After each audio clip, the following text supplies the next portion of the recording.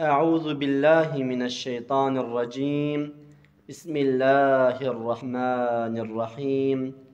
Elhamdülillah ve salatu ve selamu ala Resulillah ve ala alihi ve sahbihi ve men valah. İkinci bölüm Faslun fi hilkati nurin nebiyyi sallallahu aleyhi ve sellem kable kulli şey. Peygamber Efendimiz sallallahu aleyhi ve sellemin her şeyden önce nurunun yaratılması ile ilgili bölüm. Evvel andık anı kim evveldir ol, evveline bulmadı hiç akıl yol. Evvelin ol evvelidir bir güman, ahirin hem ahiridir cavidan. Çünkü hak evvelliğin bildin ayan, dinle imdi kılayım sun'un beyan. Hak Teâlâ ne yarattı evvela, cümle mahluktan kim ol evvel ola. Mustafa nurunu evvel kıldı var, sevdi anı ol kerimu kirdigar. Her ne türlü kim saadet var durur, yahşi huy gerekli adet var durur.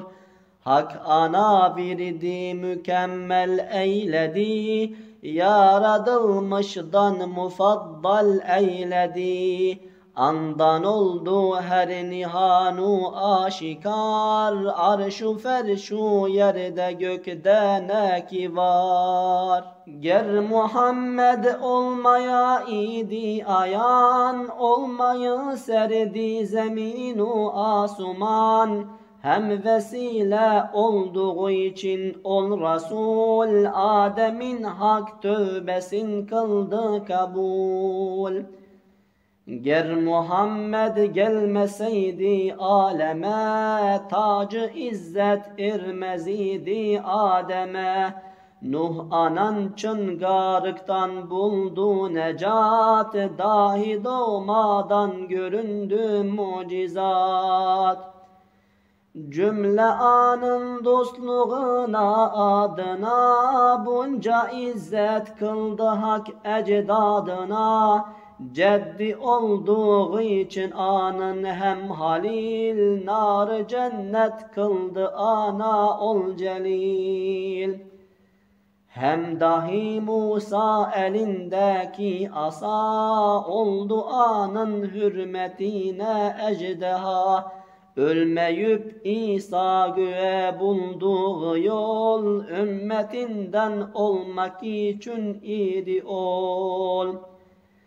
Gerçi kim bunlar dahi mürseldir, ki Ahmet ekmelu efdal durur. Çok temenni kıldılar haktan bular, kim Muhammed ümmetinden olalar. Şer'ini tut ümmeti ol ümmeti, ta nasip ola sana hak rahmeti.